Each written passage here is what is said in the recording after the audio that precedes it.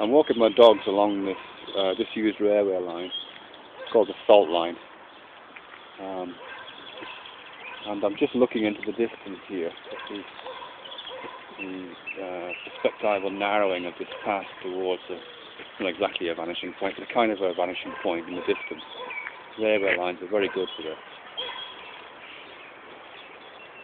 And I'm thinking again about the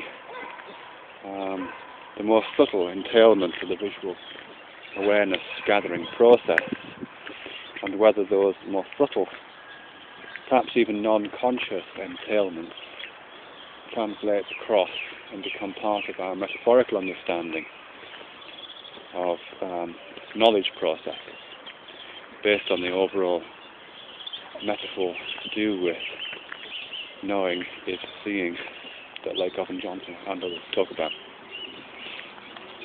As I'm walking along here, if I don't pay too much attention to it, in fact actually even if I do pay a lot of attention to it, what my conscious mind is telling me is that I'm looking at a kind of picture.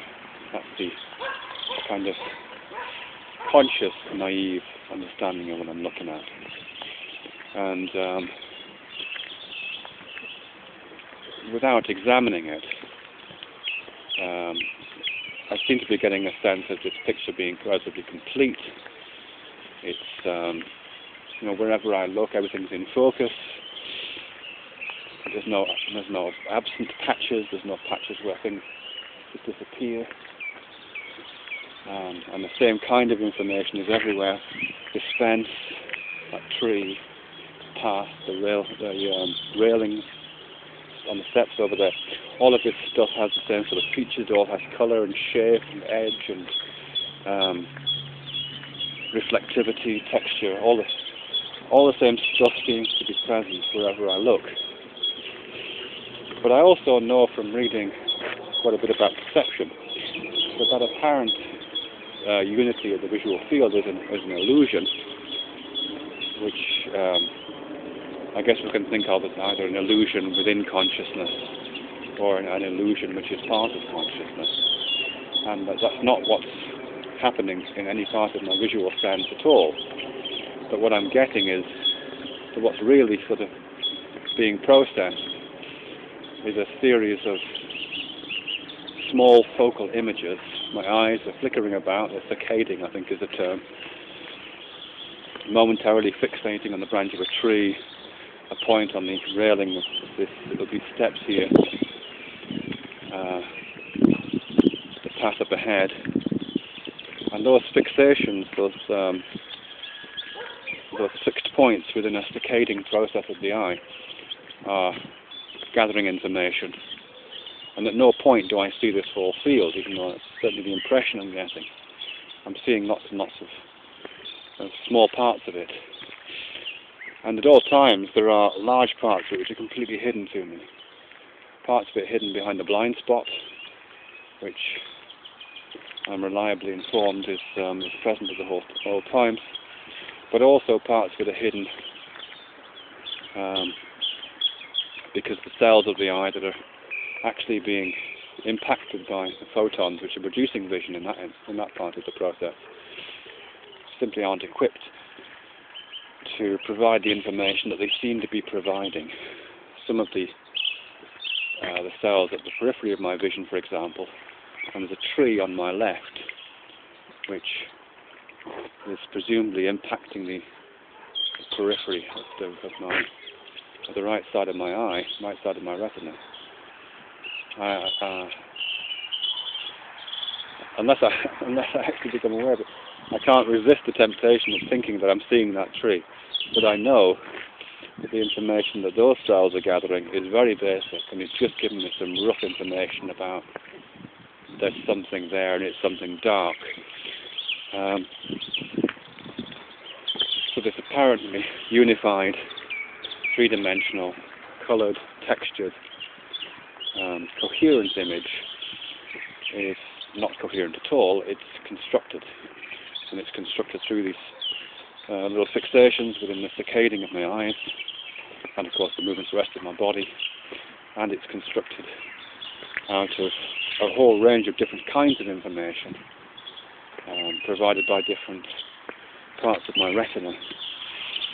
And of course, once it gets to the brain, that information is completely shattered and then reconstructed again in different ways. So the unity of the visual field is something of an illusion.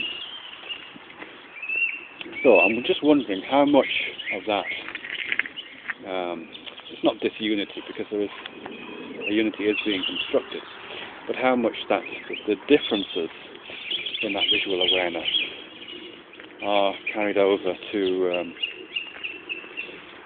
the metaphors that I use when I'm talking about seeing and visual practice and visual engagement with the world out there. As I'm walking up this track, for example, this brings me back to where I started. As I'm walking up this track, and I'm looking ahead to where there's two chaps talking, they've got dogs and they're talking. I'm looking at them directly, which means that what's happening is that all around the orbit of my eyes, or towards the orbit, towards the periphery of my vision, images which a few seconds earlier were closer to the centre of my point of focus, were close to the fovea, and which were at that point gathering information to do with colour and shape and edge and texture, are now losing that information, and they're simply providing information to do with movement or some sort of looming response, just to do with a general sense that there is something there. In fact, I'm trying to remember what's on my left and right now, based on what I saw a few moments ago, and I've gotten some general sense of there being foliage and trees to my left and right. I can't remember. I certainly can't see any colours in that periphery. So all the time that I'm walking, what's happening is that information, knowledge, is changing form. It's moving from a state of being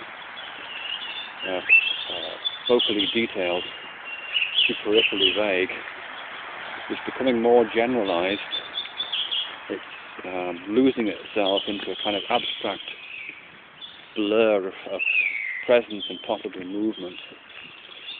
And ultimately, of course, it's not exactly flickering out of existence, but it's becoming part of kind of, it's not exactly a darkness, but the non-visual field which extends beyond my eye sockets backwards, into which things seem to be sort of disappearing. It's not exactly darkness, but it's a kind of darkness.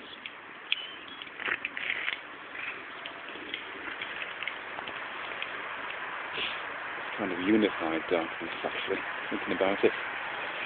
What seems to be happening is that as things move towards the periphery of my vision, just by the sheer simple act of my walking forward,